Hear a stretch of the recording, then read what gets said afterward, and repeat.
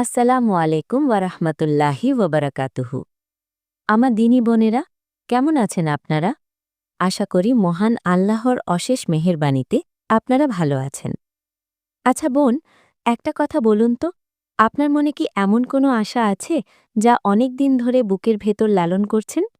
এমন কোনো কষ্ট যা কাউকে বলতে পারছেন না, শুধু জায়নামাজে বসে চোখের পানি ফেলছেন?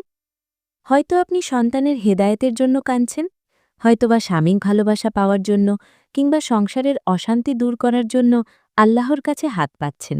কিন্তু মনে হচ্ছে আমার দোয়া কেন কবুল হচ্ছে না? যদি আপনার মনের অবস্থা এমন হয়, তবে আজকের এই ভিডিওটি আপনার জন্য। কারণ আমাদের সামনে এমন একটি মাস উপস্থিত, যে মাসকে বলা হয় রমজানের প্রস্তুতির মাস, দোয়া কবুলের এক সুবর্ণ সুযোগ। হ্যাঁ বোন, আমি শাবান মাসের কথা বলছি। আজকের ভিডিওতে আমি কুরআন ও সহি হাদিসের আলোকে এমন ৫টি শক্তিশালী আমলের কথা বলবো, যা এই শাবান মাসে করলে ইনশাআল্লাহ আল্লাহ আপনার খালি হাত ফিরিয়ে দেবেন না। প্রিয় বোন, শাবান মাস কেন এত স্পেশাল জানেন? আমাদের প্রিয় নবী হজরত মুহাম্মদ সাল্লাল্লাহু আলাইহি ওয়াসাল্লাম এই মাসে সবচেয়ে বেশি নফল রোজা রাখতেন। সাহাবী হজরত উসামা বিন জায়েদ রাদিয়াল্লাহু আনহু একবার নবীজিকে জিজ্ঞেস করলেন, হে আল্লাহর রাসূল, আমি আপনাকে শাবান মাসে যত রোজা রাখতে দেখি, অন্য কোনো মাসে তো তা দেখি না। তখন হজরত মোহাম্মদ সাল্লাল্লাহু আলাইহি ওয়াসাল্লাম উত্তর দিলেন, এটি এমন একটি মাস যা রজব এবং রমজানের মাঝখানে অবস্থিত। মানুষ এই মাসটি সম্পর্কে গাফেল বা উদাসীন থাকে, অথচ এটি সেই মাস যেই মাসে বান্দার আমলনামা আল্লাহর কাছে পেশ করা হয়। আর আমি চাই, আমি রোজা থাকা অবস্থায় যেন আমার আমলনামা আল্লাহর কাছে উপস্থাপন করা হয়। সুনানে নাসাই। বোন আমার, একটু ভাবুন তো, আপনার জীবনের ফাইলকা এখন আল্লাহর দরবারে পেশ করা হবে। আপনি কি চান না সেই ফাইলে প্রচুর দোয়া, ইস্তেগফার আর নেক আমল থাকুক? আসুন জেনে নিই শাবান মাসের সেই ৫টি আমল যা আপনার দোয়া কবুলের পথ খুলে দেবে। প্রথম এবং সবচেয়ে জরুরি আমল হল ফরজ নামাজ সময়মতো আদায় করা। বোন, আমরা অনেকেই নফল নিয়ে ব্যস্ত থাকি, কিন্তু ফজরের খবর থাকে না। মনে রাখবেন, আল্লাহ ফরজের চেয়ে প্রিয় আর কোনো আমলে বেশি খুশি হন না। আর এই শাবান মাসে সিজদাকে আঁকড়ে ধরুন। হজরত মোহাম্মদ সাল্লাল্লাহু আলাইহি ওয়াসাল্লাম বলেছেন, বান্দা যখন সিজদায় থাকে তখন সে তার রবের সবচেয়ে নিকটে থাকে। সুতরাং তোমরা সিজদায় বেশি বেশি দোয়া করো। সহি মুসলিম। বোন আমার, সংসারের কাজ তো থাকবেই, কিন্তু যখনই আজান হবে সব কাজ ফেলে জায়নামাজে দাঁড়িয়ে যান। সিজদায় গিয়ে নিজের ভাষায় নিজের মনের সব আকুতি আল্লাহকে জানান। আল্লাহ আপনার চোখের ভাষা বোঝেন। দ্বিতীয় আমলটি হল সাধ্যমতো নফল রোজা রাখা। শাবান মাসে রোজা রাখা আমাদের প্রিয় নবী হজরত মোহাম্মদ সাল্লাল্লাহু আলাইহি ওয়াসাল্লামের অত্যন্ত প্রিয় আমল ছিল। তবে পুরো মাস নয়। মা আয়েশা রাদিয়াল্লাহু আনহা বলেছেন, নবীজি রমজান ছাড়া কোনো মাসেই পুরো মাস রোজা রাখতেন না। তাই আপনি সপ্তাহের সোমবার ও বৃহস্পতিবার অথবা আইয়ামে বীজের চাঁদের ১৩, ১৪, ১৫ তারিখের রোজাগুলো রাখার চেষ্টা করুন। কেন এটি দোয়া কবুলের মাধ্যম? হাদিসে এসেছে, ইফতারের সময় রোজাদারের দোয়া ফিরিয়ে দেওয়া হয় না। তাই শাবান মাসে রোজা রেখে ইফতারের আগে আগে সন্তানদের নিয়ে হাত তুলুন। ইনশাআল্লাহ এই দোয়া আরশ পর্যন্ত পৌঁছে যাবে। তৃতীয় আমলটি হল ইস্তেগফার। অনেক সময় আমাদের গুনাহের কারণে রিজিক ও দোয়ার দরজা বন্ধ হয়ে যায়। শাবান মাস হল সেই গুনাহ ধুয়ে ফেলার সময়। আপনার কি অনেক দুশ্চিন্তা? সংসার নিয়ে ডিপ্রেশনে ভুগছেন? হজরত মুহাম্মদ সাল্লাল্লাহু আলাইহি ওয়াসাল্লাম বলেছেন, যে ব্যক্তি নিয়মিত ইস্তেগফার করবে, আল্লাহ তার সব সংকটের পথ খুলে দেবেন এবং তাকে এমন উৎস থেকে রিজিক দেবেন যা সে কল্পনাও করেনি। সুনানে আবু দাউদ। কিভাবে করবেন? রান্না করছেন, ঝাড়ু দিচ্ছেন, বাচ্চার টিফিন রেডি করছেন, মুখে বা মনে মনে পড়ুন আস্তাগফিরুল্লাহ, আস্তাগফিরুল্লাহ। কাজের ফাঁকে ফাঁকে আল্লাহর কাছে মাপ চান।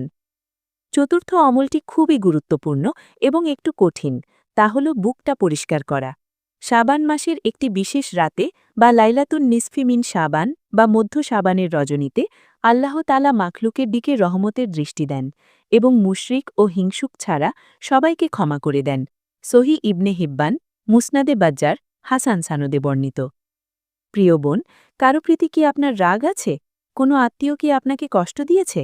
ননদ বা শাশুড়ির সাথে কি কথা বন্ধ? আল্লাহর ওয়াস্তে এই শাবান মাসে তাদের মাফ করে দিন।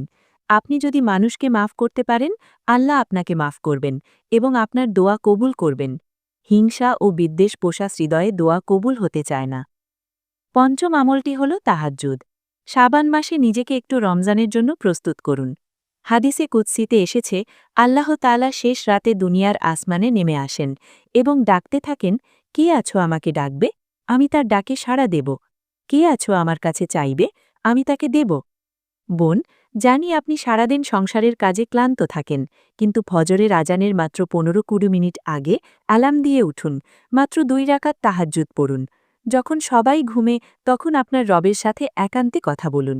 এই সময়ের দোয়া মিজাইলের মতো, যা লক্ষ্যভ্রষ্ট হয় না।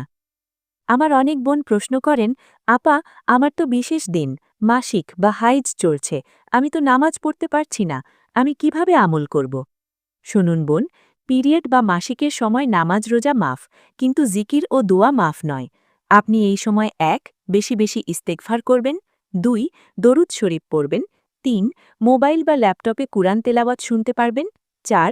রান্নাবান্না বা কাজের সময় সুবহানাল্লাহ, আলহামদুলিল্লাহ পড়বেন। মনে রাখবেন, আল্লাহর সাথে কানেকশন থাকার জন্য জায়নামাজই একমাত্র শর্ত নয়, পবিত্র অন্তরই যথেষ্ট।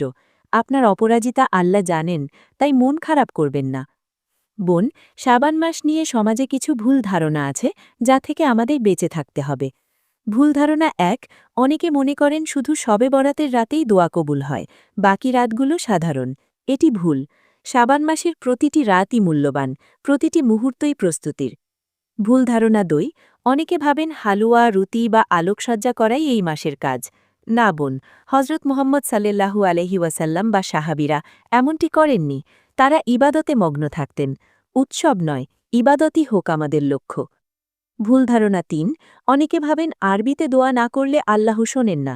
বিশ্বাস করুন, আল্লাহ আপনার হৃদয়ের ভাষা, আপনার বাংলা আকুতি সব বোঝেন। আপনি আপনার ভাষায় মন খুলে চান। ভিডিওর শেষ প্রান্তে চলে এসেছি।